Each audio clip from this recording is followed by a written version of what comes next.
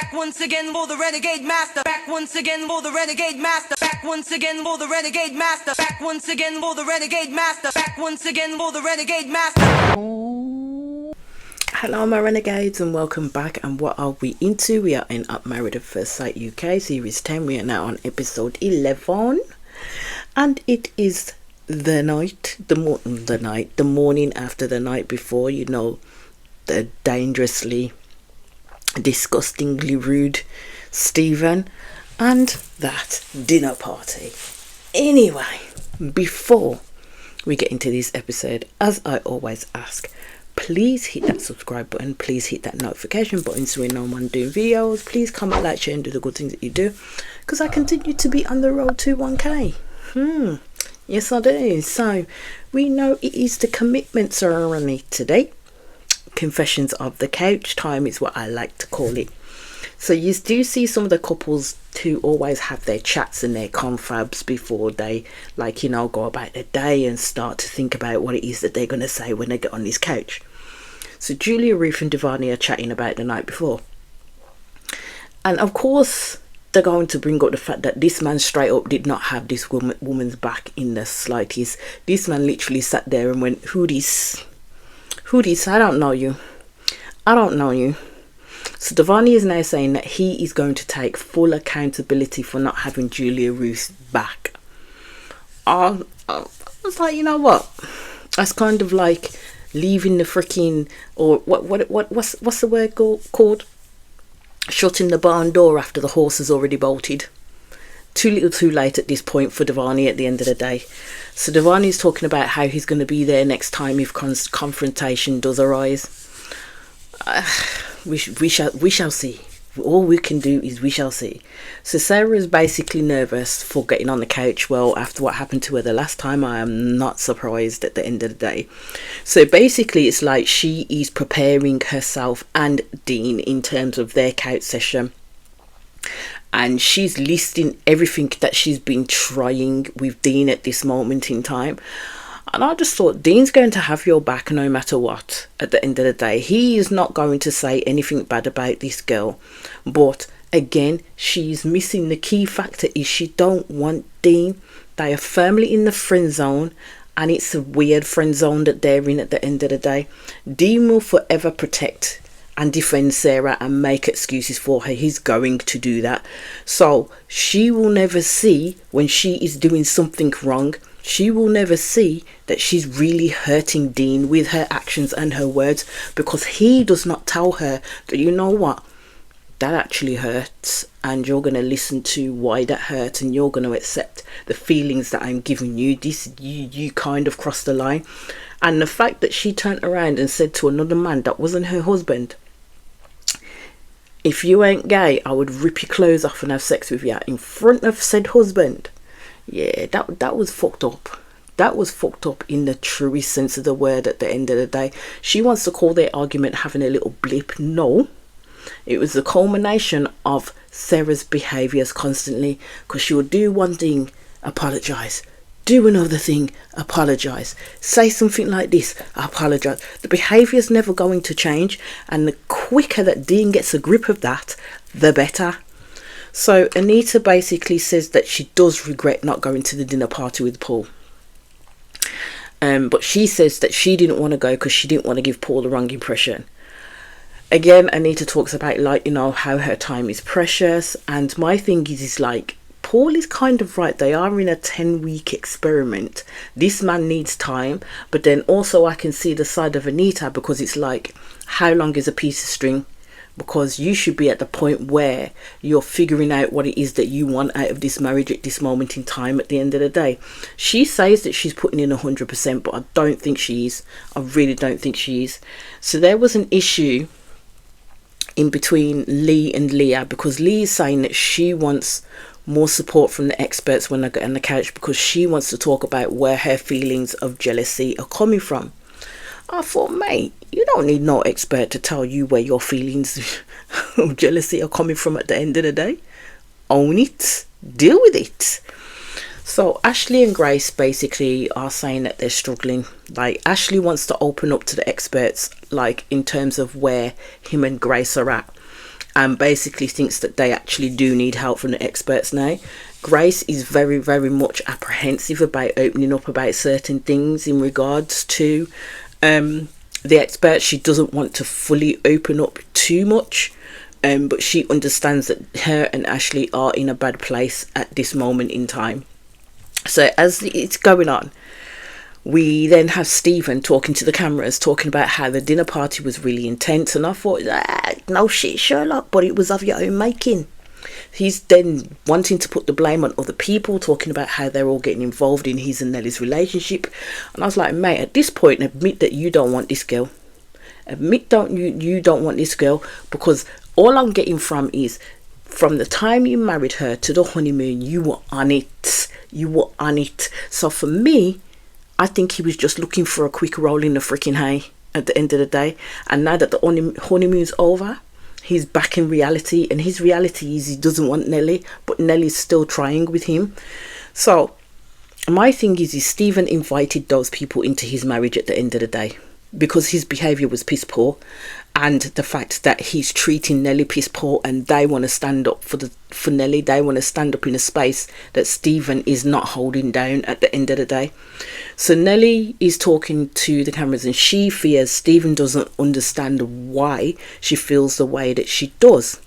I was like, mate, this man don't care. He don't care to understand at the end of the day. So let's be fucking for real here at the end of the day. So as again, these two start discussing the issues, and Nellie's telling him for her it was because he was chatting about his sexual history, yeah, and not home with his wife who'd broke a rib. This man don't want to listen. He don't want to listen to how his behaviour impacted Nellie at all. He just wants to blame everybody else but himself. So they just need to wait, I would say, until the coach set it down there, because this man is going to keep deflecting till the cows come home at the end of the day. So again, Stephen gets mad at Nellie, and I'm like, he needs to realise yet that Nellie or none of the others caused this situation that he is currently going through at the moment at the end of the day. So to sit in her face and say, I'm tired of going round and round in circles in this relationship, is a joke, when he caused the issue, right, is a freaking disgusting thing to do, like seriously. And this is what I say about some finance dudes, yeah. They are arrogant as hell in a relationship, and I mean, he can't be sitting there treating Nellie like she's a job. Nellie ain't a person to be troubleshooted or controlled at the end of the day, and that's what Stephen wants to do. He wants to try and control the narrative and bully Nellie into being on his side like she ain't got a mind of her own.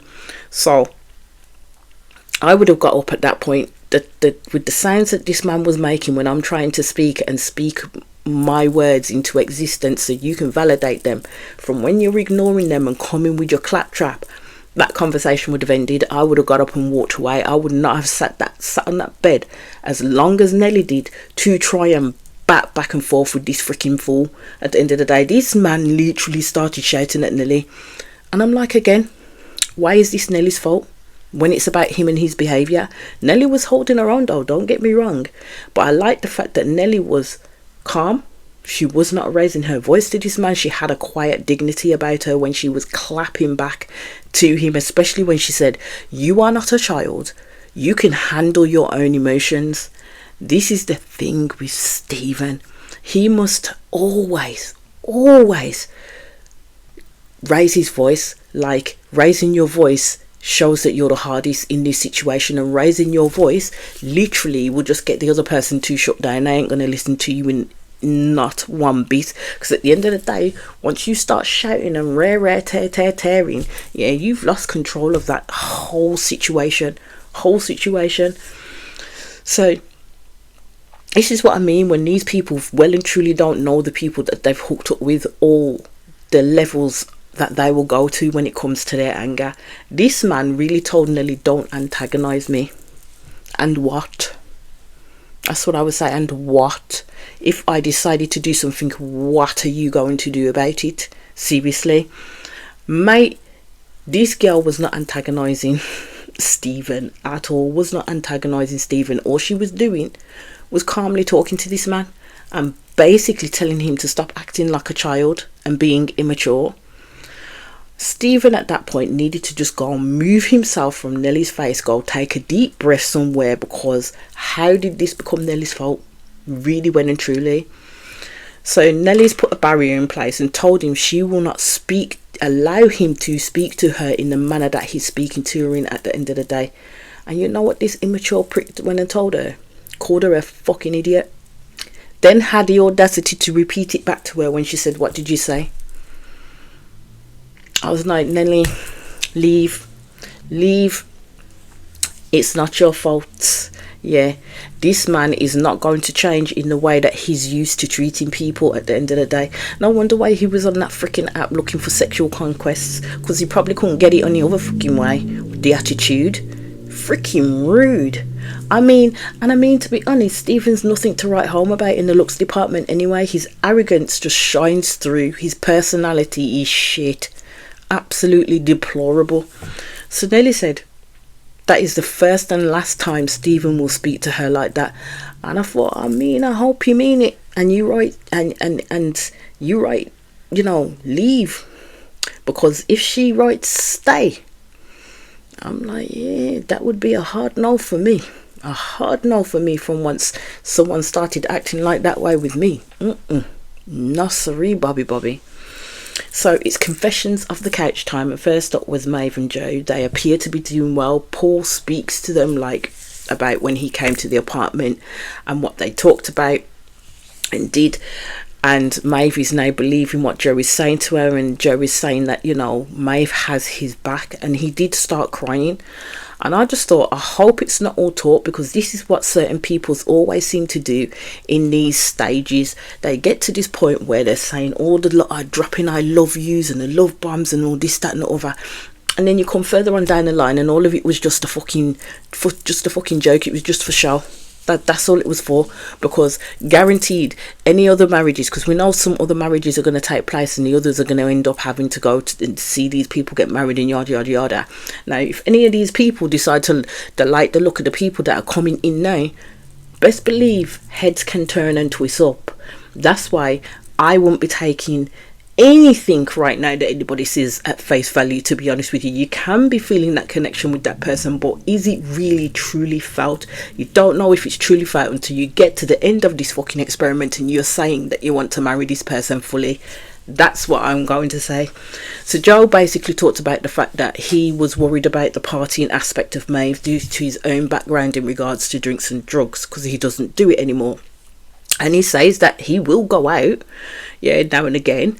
But I said it's going to be a compromise between the both of them, to be honest. And Maeve had turned around to him. She's not bothered about going out. All she wanted to do was be with him at the end of the day. She's choosing not to go out. So he's saying that he doesn't want to be a Debbie Downer. And I said, Maeve has told you. She don't want to go out. She'd rather spend her time with you. So you know what I mean, just take it as it is at the end of the day.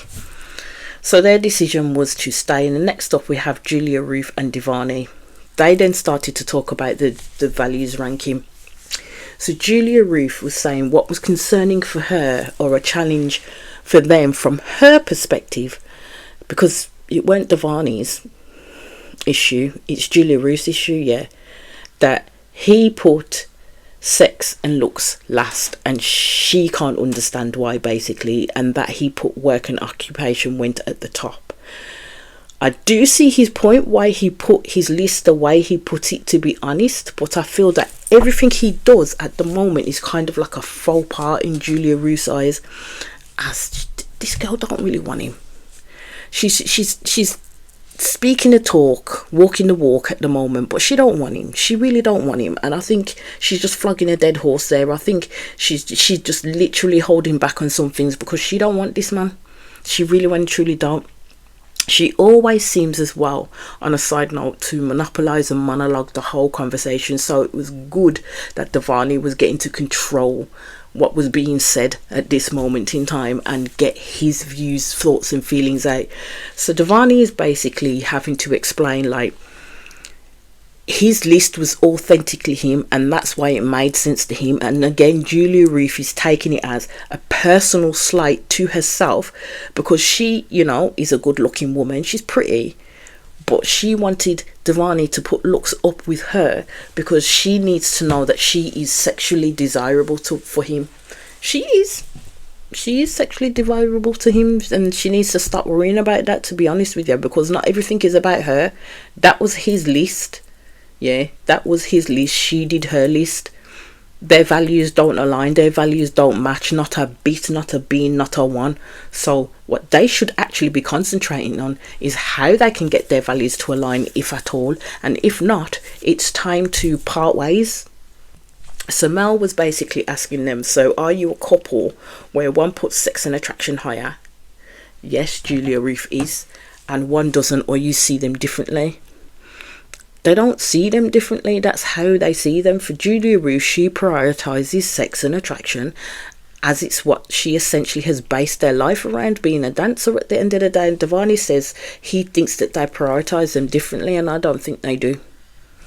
I really don't think they do. As I said, Julia Ruth is going to continue to find fault in Devani. Devani is going to keep trying with this girl to no end at the end of the day, because I don't know what rose-tinted glasses he has on, but it's absolutely extra strength if he thinks this is going to work out at the end of the day, because this man keeps on coming up short, and that is the pun intended. Let me just put it that way. So, although their values did not align at all, Devani still doesn't think it will be a deal breaker.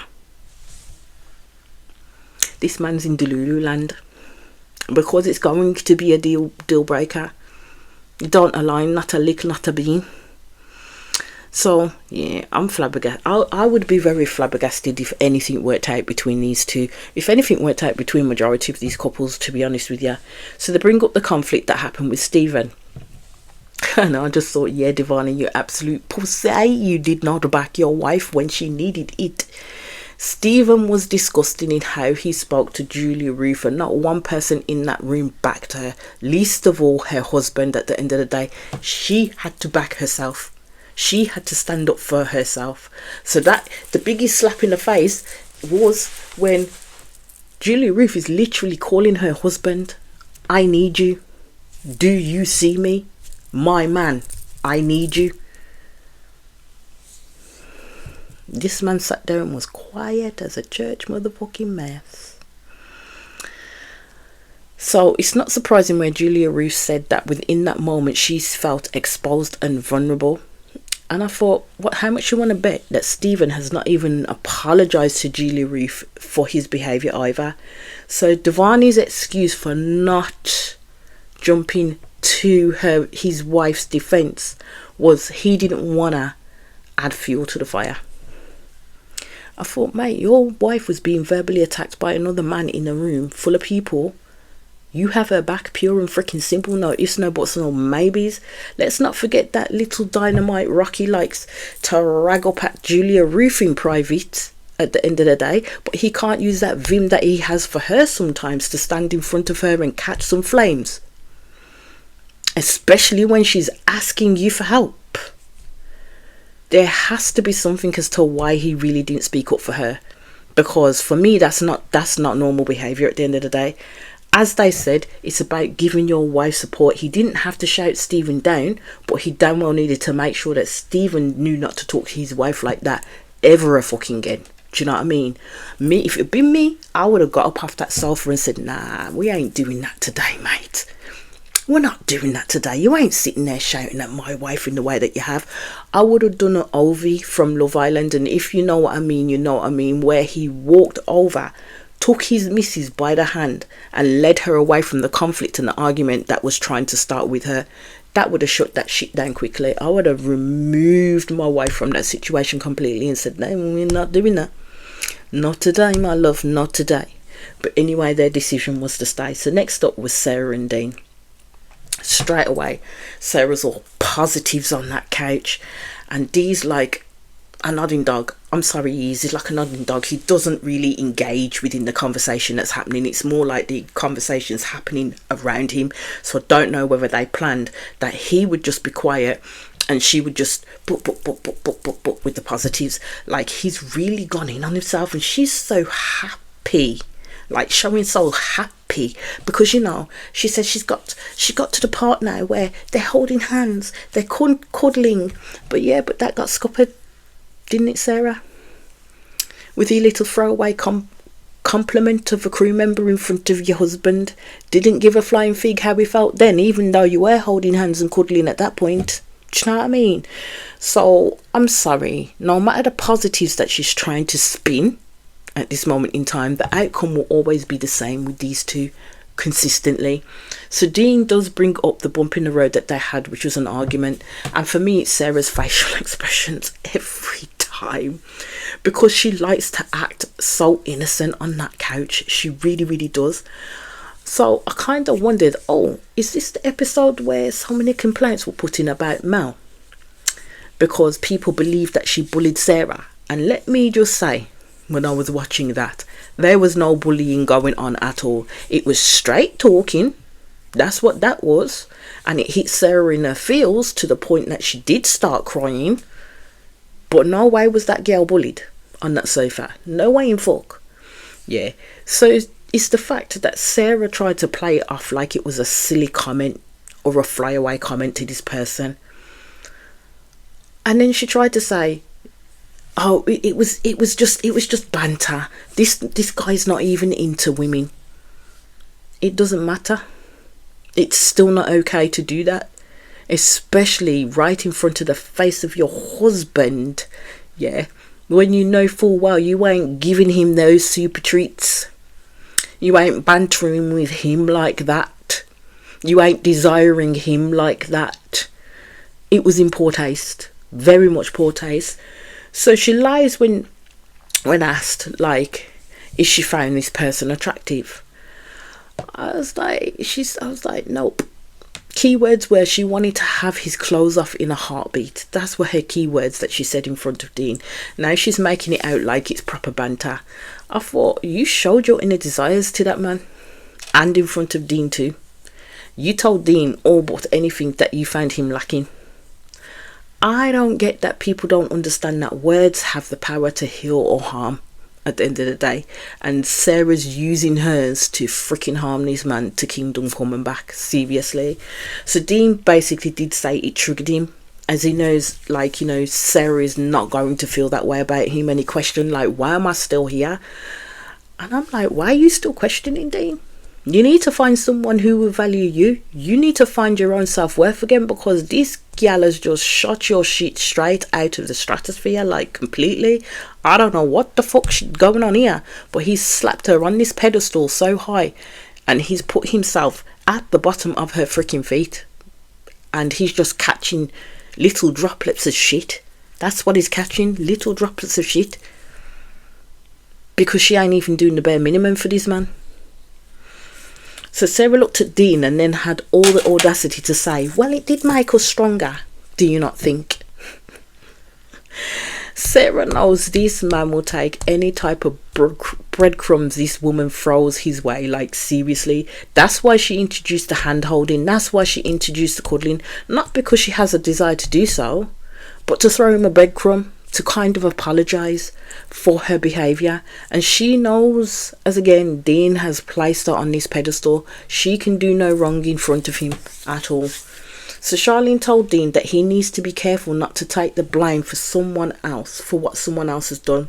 And I agree with her, because Dean does this a lot. He does it a lot. He takes up for this girl too much. He really does. She always looks to him on the couch to come to her defense, to set things right, to agree with her, and he does it all the time, every single time. So this is where Mal jumped in and said to Sarah directly, what we would like to hear is for you to stop doing it. And I was like, you know what, thank you, Mal.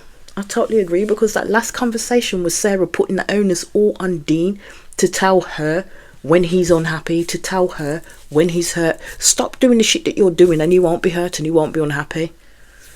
Again, Mel lists the disrespectful things that Sarah's been doing, and the fact that each and every time she apologises but nothing changes. Again, Mel is saying facts. Again, I still looked for the time that, you know, all these complaints came into Ofcom saying Mel bullied Sarah. No, she fucking didn't. No, she didn't. She pulled Sarah to task, which is what her job is to do as an expert.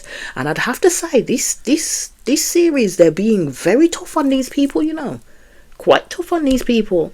Mel told Sarah she needs to accept responsibility, and to say she has the hots for some guy's 15-year-old immature behaviour. Again, I ain't no wrongs being said. She continues with, you are an adult in a serious relationship. Not a one thing in that conversation did I hear anything akin to bullying. Basically, Mel told Sarah it was time to stop and take this shit seriously. But if you're not going to do that, then you can't continue to be here, in other words. Yeah, because Sarah is hurting Dean consistently with her actions. And like Stephen as well, she needed to be called out. I mean, some people may have took offence at the delivery of the message, but it needed to be said. Too many times she's showing certain behaviours and it's causing harm to somebody else. But the harm that Sarah's causing keeps getting brushed under the rotted carpet all the freaking time sometimes. And as I said, I'm glad that this series, that they're being a lot harder on the bad behaviour that they're seeing. So Sarah says she needs to know why, like, she's behaving like this. Because you don't find Dean attractive at all, mate. It's down to his aesthetic. So Sarah needs to be honest about that. Sarah is not clueless by any means. Let's just get that started. Right. So then the decision was to stay. Dean's always going to stay. Because he wants to keep trying. He wants to keep trying. As I said, he's gone back. He's reverted back to type. To when he's had girls who he's really liked and they haven't really liked him, but he keeps trying everything to get them to like him. So next up was Kia and David. They're going well. What can I say? Nothing to write home about there. It was stay. But I do note that when they talk to each other, yeah, they look at each other. They give intense eye contact, which is what I love. I just hope they make it to the end and they're truly in it for the long haul. Because when you get your person, if the time is right, you can have a connection that is beyond this universe. Let me just put it this way. And the key word is if the time is right. If it's the wrong time, it ain't going to work out. But I have a feeling these two will go from strength to strength. Fingers crossed. So next up is Ashley and Grace. So they're sitting a lot closer on the couch and Ashley's arm is round the back of the couch. So couch, not coach.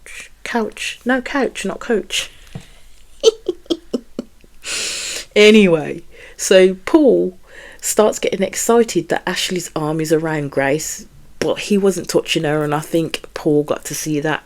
You can see Grace is very much uncomfortable by this session at the end of the day. So basically Ashley says like he is starting to get doubt of what he can and can't do when it comes to the physical intimacy. And this is what I said. I am starting to think this is why a lot of Grace's relationships have broke down previously, and Ashley needs to work more on his delivery of things too. He needs to be able to adapt to situations as they happen, and I don't think he's done that well at all through this process. So Grace feels differently. She says Ashley just, he just does the physical intimacy thing. He doesn't think about it in that sense, and she doesn't like it. And if she doesn't like it, she says, but Ashley is not agreeing to that. It seems that they are literally on both different levels, and I think Ashley is at breaking point. Because he's sitting there thinking, I don't know what more I can do before I decide and turn around and says I can't do it no more at the end of the day. It's very confusing for Ashley, and you can see that in him. So Grace said they hit an issue, and she says she has a hard time being displayed and talking over, especially when it comes to the couch. And I thought, my gal, that's what you signed up for though. That is what you signed up for, and you actually see in real time where Grace is her anxiety is getting the better of her and she's starting to spiral. So Ashley basically takes a step back and tells her to tell the story, because since she's feeling more, in essence, emotional in that sense. So this is not a takeaway from Ashley in terms of him not feeling anything. He is, and he can read Grace's cues, but I think on the flip side it's difficult for him to share what he needs, as Grace does get anxious, and you can see it to the point that it has to be about her. That's my own opinion, but that's how I see it, that it has to be about her and less about Ashley. So she talks about how Ashley is super generous, that they went out on the first day, Ashley picked up the bill. She developed an anxiety there because she felt she had to keep Ashley sweet by being affectionate. So she was kind of thinking, because he was generous and paid the bill, that he expected extras, even though he hadn't said that to her at that point. And I thought, has she not met Ashley? I didn't think he would have done that at all, especially knowing how she feels about physical intimacy at the end of the day. So this is why I'm wondering, these things happen to Grace during her past relationships. So automatically she started to place all of her anxieties from previous relationships in terms of when people have treated her on Ashley, which isn't fair. So then she talks about that they went on a second date, and she said Ashley didn't ask for sex at all on the previous date, or showed that he wanted sex. But when she talked about the second date, she said she didn't want to talk about it and she found it very hard. So Ashley turned around and said to her, "You're going to have to talk about it, otherwise we can't move forward." So Grace goes, they had a discussion after the last date about contraception, but it was no biggie. It was the same for Grace. So they went and bought condoms, essentially. Again, this doesn't actually mean that they were going to have sex. But again, it would feed into the confusion that Ashley may have. Especially if you're agreeing to go and get contraception, knowing full well you probably won't be doing anything that night. So Grace says they went back to the apartments, and she just went straight to bed. And Ash turned to her and says, "Well, what about me? And after the day we had, you should want to." I was like, oh, Ashley babe, come on, mate. Because if you're going to do things out of the goodness of your heart, I understand his confusion. I really, well and truly do. I do understand his confusion. But if you were going to do things out of the goodness of your heart, don't place conditions on it. But then on the flip side as well, Grace was involved in buying the condom. She was involved in that conversation about contraception. She has all this anxiety in regards to thinking that she has to please this man afterwards. Don't do that shit. Don't do it. If you're not comfortable doing that, don't do it. Don't give out that air that this is going to be a possibility when you come back, because at the end of the day, that's placing pressure on not only yourself but the person that you're with too. So Ashley says, like, he was not thinking about sex at all. So Ashley says Grace took him to get the contraception, so he's annoyed at himself for getting frustration, then tacks on he couldn't help it. And I was like, mate, no, you could help it. You could. That was the worst words he could have ever said, that he couldn't help it by getting frustrated at her by saying, well, what about me, in that sense. Because if you have no control of your basic instincts, what if Grace did oblige up to a point, got into the foreplay, this, that and the other, but then when her anxiety hit and she could go no further, what would that man have done then? What would he have done then, is my question. So Paul asked Grace, what is it that makes a gesture mean like you're having to cross a boundary? So she says she doesn't know, she's cautious, or she says that, you know, she feels beholden to him for affection, or it would depend on Ashley's mood. On that, when she said that, you see Charlene and Paul look at each other and they're having a single separate conversation with their eyes at the end of the day, saying, nah, this is not good at all. So Ashley says he constantly feels like Grace is looking for the bad things in him, and I think she is. But sometimes Ashley doesn't help himself either. So Ashley explains the bit about where they brought pizza, took it back to the apartment. So he put it in the oven. He'd picked up Grace and placed her on the counter. He'd stood between her legs, and she began nuzzling her nose to his face, like in his neck. Of course, Grace didn't want this to be spoken about. So she stopped it and called Ashley out for embarrassing her. And I thought, no. I thought, hold on, mate, communication is a two-way street at the end of the day, and that's not fair to Ashley to shut him down like that, because he's providing context to the lead up to the frustration. So Ashley didn't shut down Grace and her explanation, yeah, but Ashley's trying to show this is the conflicted messages that he's getting from Grace, which is also confusing him at the end of the day. And this is what I mean, Grace didn't want that to be spoken about, essentially, because she wanted to paint a narrative that the issues lay with Ashley and how he behaves, but she wanted everybody to feel her pain and her anxiousness because this was about her.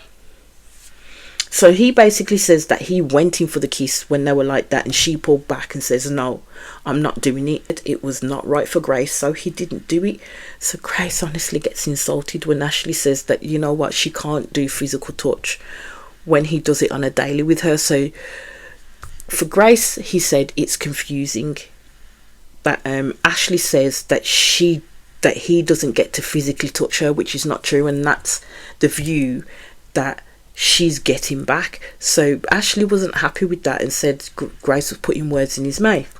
So Grace asks the room basically, do you hear it that he says that he can't physically touch me all the time, or is it just me? I mean, to be fair, Ashley doesn't complain about not touching Grace, but has he explicitly says he can never touch her? No, because he's showing that he can. He's showing that when they've held hands, when they've walked into the dinner places, he's showing that when he's touched her shoulder, touched her leg, cuddled her. So no, he's not saying that that's all the time. So I think Grace herself is trying to deflect from the actual conversation because she's not in a comfortable place and it's out of her comfort zone at the end of the day. Let's just say I don't think these two are getting anywhere, and the women do end up agreeing that Ashley says it all the time, that Grace doesn't want physical touch and da-da-da-da-da.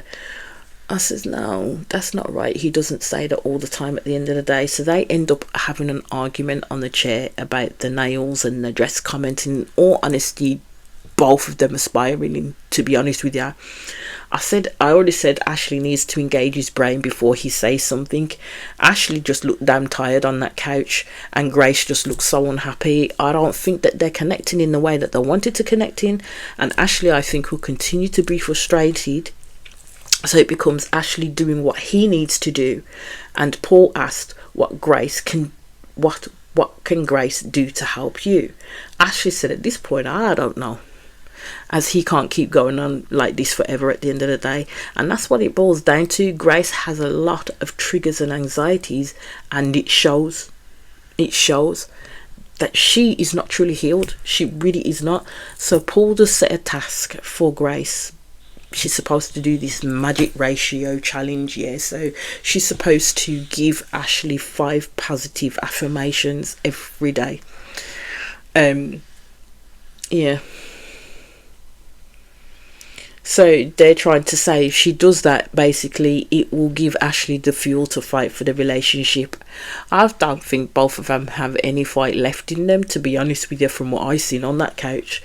So Grace basically turned around. She said that she felt this whole session basically was about Ashley, about how Ashley's making all the effort, but her efforts go unnoticed. And I thought, in a way that's slightly true, but what she also has to understand is her actions and her words show others that she isn't trying per se at the end of the day, or she's perceived that she isn't trying, because everyone then becomes hyper focused on her anxiety and how she's presenting on that couch at that point in time. Yeah, don't get me wrong, Grace has been trying like a good one, and we've seen it throughout some of the episodes of how far she's come. They talk about how they do see the potential with each other. I don't see it myself. I don't think Ashley will have the patience to wait out for Grace. And then you kind of notice that actually Grace had got her nails done, and she had a black eye painted on her nails. So they both decided to stay. Next up, Rebecca and Bailey. Not much to write home about. Their decision was to stay, and Bailey said I love you to Rebecca. Rebecca didn't say it back yet because she's not in that space with him at the end of the day. So then we go to Anita and Paul. Things went from bad to worse with them, to be honest with you. They're very, very good friends, but they didn't grow a bond beyond that, to be honest with you. As Paul said, he wants time to grow a bond, but as Anita said, she doesn't have time to work. And Mel did say, well, no one does really at the end of the day. So Paul did turn around and actually say that, you know what, he was there. At first he was there to find love, but then it became more about him finding himself, whereas Anita wanted to be loved. She wanted that. That's what she was there for, and she weren't willing to wait Paul out at the end of the day, because that could take forever and a day for him to get to that space. So in essence, what happened was with them two is Paul said he wasn't brave enough at the end of the day, because it takes a long time for someone to be in a space to be vulnerable. He said that they were both on two different pages. As Anita said, she's ready and Paul isn't ready. So it was goodbye to them both. It was a bit emotional, but hey ho, them's the breaks at the end of the day. So then we go to Lee and Leah. They didn't have a very good week. So Leah was excited for Experts Week, she said, and Leah wanted the wax candle massage, but she still hasn't got it yet. Even though Lee did pinky promise, but that still hasn't come to fruition. Leah said basically they took the sex toys to try and go to the next step to see what would happen. And I mean, I thought, well, from what I watched in terms of their performance at the workshop with Charlene in Experts Week was genuinely lukewarm, to be honest. And although they've kissed, Lee is still not in that space. So Leah will need to be careful that she doesn't add pressure to Lee or unwanted pressure to Lee at the end of the day. So Paul did ask Lee, like, what's the issue for her in terms of further intimacy? And in all honesty, I don't believe Lee actually answered the question. As we know, Leah is not her usual type, basically.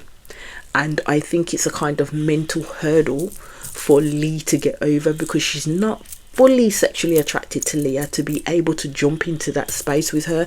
So she should have just answered it honestly, to be honest with you. So Paul does bring up the Leah and Rebecca thing, even though there isn't a thing. And I think Rebecca, Leah, including Bailey, are probably sick to death of hearing about it at this point. Do you know what I mean? Because I think there's certain points where it might be used as an excuse and a further barrier for people not to try. So Lee does admit that there are feelings there, and she's investigated those feelings. She said if I didn't care to that degree, she wouldn't be this way with Leah at the end of the day. She wouldn't feel those feelings of jealousy. She says there are feelings there for her that are more than friends, but she has fears of her own by feeling that she doesn't feel enough. But as Paul says, that, you know what she needs as well is to have a partner that will show her that she's enough. But so does Leah. So does Leah at the end of the day. But to be fair, Lee has been this standoffish at times since she met Leah at the altar. There has been some change in closeness, I will give her that at the end of the day. But this relationship has always been difficult, to be honest with you. So they made the decision to stay. Next couple, and the last couple, one we've been waiting for, Stephen and Nelly. So after the dinner party, Nelly did say to Stephen, when I speak about my feelings, all I want you to do is just hear and listen to me. Both of them had chosen not to speak about what had happened, which again for me I think is burying your head in the sand. So Stephen agreed to hear and listen to Nelly. Lies, because he didn't at all. He really didn't at all. So Nelly told the group and the experts what happened that morning, which ended with Stephen calling Nelly a fucking idiot. Everyone in that room looked around as if to say, what the fuck did she say? And Stephen is really trying to act all silent and contrite, but he is full of shit. He's got a lot of vim for those he thinks is weaker than him. That's what he's got, yeah, because he went for Kia, he went for Julia Ruth, and he keeps going for Nelly. But now he's silent as a church freaking mouse. Stephen is nasty. He's nasty. So now Stephen is coming with an excuse that he allowed his frustration to get the better of him and he didn't direct it at Nelly. I thought, mate, only you and Nelly was in the room. She had to ask you again what you said to see A, if you were brave enough to say it again, and B, if she actually heard correctly. You called her a fucking idiot. The fact she came at you about calling her names afterwards means you said it directly to her. So this shit Stephen is going on with right now is downright appalling. Let me just put it this way. So when Mel asked him, I'm sorry, did you call Nelly an idiot or the situation? This would have been the time for Stephen to suck it up and tell the truth, but he didn't. So Nelly ended up cutting across him and said, no.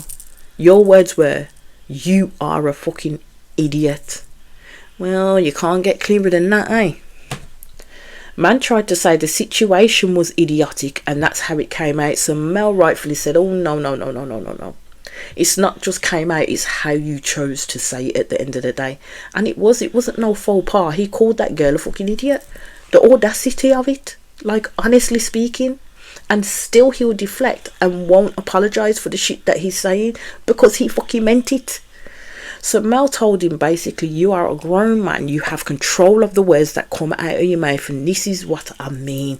Stephen is calculated in what he says, especially in what he says to Nelly. So yeah, he knew what he wanted, the desired impact that he was going to give Nelly, but also sat there listening to everyone else getting his excuses ready because he must have known that Nelly was going to bring it up on that couch. So Mel asked him if this is something new to him or is it a pattern in him coming out with the outbursts in himself. Again, I believe Stephen Ballface lied, and he turned around and he jumped on it and he says, no, it's something new to him. I was like, no mate, you called everyone at the dinner party the night before all the names under the sun except a child of God, and then you left the room calling them all see you next Tuesdays. This ain't new to Stephen. This is how he deals with his issues. He takes no responsibility at all, and his mouth gets nasty. His words and his actions get nasty. This is what he does. This is how he deals with a frustration of his own making. So this man says he's usually a cool, calm person and finds it hard to lose his rag. Mate, all you've been doing since you come back off the honeymoon is lose your freaking rag. First with Nelly, then with Kia, and then with Julia Ruth, and then with Nelly again. So of course he uses that little semblance of the attack when he was 20 years old in the fact that he does still to get triggers. Understandably so. You can continue with trauma through your adult life with that. But he's 38 years old at this point, and all he's done is just lose it on this show. He can't keep using that as an excuse as to why he's behaving in the way that he's behaving at the end of the day. They do tell Stephen, yes, trauma to a point, but it doesn't excuse what you've been doing. So Mel asked him, do you understand the impact that you have had on Nelly? I can answer that question quite now. He says, no, of course he doesn't, because he doesn't listen to her and he dismisses everything that she says. So he says the whole situation of his marriage has not been a priority. So this is his already thought up excuse, because they've asked him point blank, do you understand the impact your behaviours are having on Nelly? This is what he started with. His marriage has not been his priority because I get his stepdad was in hospital. So that would add another layer as to why he in turn could possibly behaving the way he's behaving, because that's a lot of stress on somebody. But I hate to say it, I think Stephen's deflecting. And then the tears came. And don't get me wrong, I'm glad when men can show emotions, true emotions out there. But I think Stephen did that to get some of the heat off himself, to be honest with you. And then the flip of it is Nelly is comforting him on that couch. So of course Mel gives him the out that he's looking for at this point, yeah. That, you know, the stress of the week with the things going on outside of the experiment has made him this way. And Stephen basically says, yes, it's been out of character for me. So it helps, so Mel then continues, like, so it helps the professionals understand, you know, because we were thinking this is not the Stephen we know. And Nelly is asking, is this the Stephen that we know now? Is this you? Because if it is, then we can literally shake hands and call it a day at the end of the day. Or are you the Stephen from the honeymoon? I'm telling you, this man likes to hear Nelly talk, yeah, but he doesn't listen to what Nelly says. In all honesty, he just fixes his face like he don't like this girl, and he just got out of this situation by the skin on his rotted teeth. Even having the experts saying that this is not the Stephen we know. No, this is the Stephen who rocked up when he came back off the honeymoon. So I don't believe it in the slightest. This is the Stephen. The other one was pretend, fully pretend. So Nelly said she feels like she's got burned by Stephen, so she's like, well, what's the point? She doesn't know who he is. He's freaking Jekyll and Hyde. That's what he is. He's a freaking Jekyll and Hyde ass having little bleeder, but his Jekyll has decided to stay. So now we have Stephen saying, that is me, who I showed you on the wedding day, who I showed you on the honeymoon, and you know it was the stress of the last week. But the man continued it until they got to the couches. So what does that say? The man continued his ass hat behaviour until they got to the couches, and this is the Stephen we're getting now. So now he's all contrite, and now he's willing to fight. So apparently Stephen is now allowing himself to be vulnerable and emotional for a change on the couch. He couldn't do that before. I don't believe him. I'm sorry, I really don't. Even down to the point where the cameras clicked to David and Kia when he was saying this, and they look at each other silently, conveying what they need to without words. They think Stephen's full of it too. They really do, from the looks that they gave each other. So Nelly basically says, I don't need the words, I need Stephen to put it into action, basically. So for this week, she is staying. So Mel says to him, like, through your actions, you have shown Nelly you don't care. How do you actually feel about her? Stephen says he likes her. He says he really likes her. His actions this week and after he come back off the honeymoon suggest otherwise, is what I'm saying. But hey ho, he says he wouldn't be here if he didn't like her. No, I think he would. I still think he would be there if he didn't like him. I think he was trying to convince himself and the experts and everybody else in that room, to be honest with you. So Stephen says stay. Nelly says so she wants to Stephen the opportunity to show her that he does care. And this is what happens when people make excuses to stay in toxic relationships more longer than they should do, because she says stay. So Nelly is talking to the cameras about what she needs from Stephen, and you see her as the cameras flip back as she's doing the voiceover on the couch trying to comfort Stephen. He's literally sitting there like this. He's got the tissue in his hand and he's looking away like this, and she is literally picking up his hand to try and get him to put it around her or to try and hug him closer. That man won't let her do it. He would not let her do it, and this is why I believe Stephen is lying.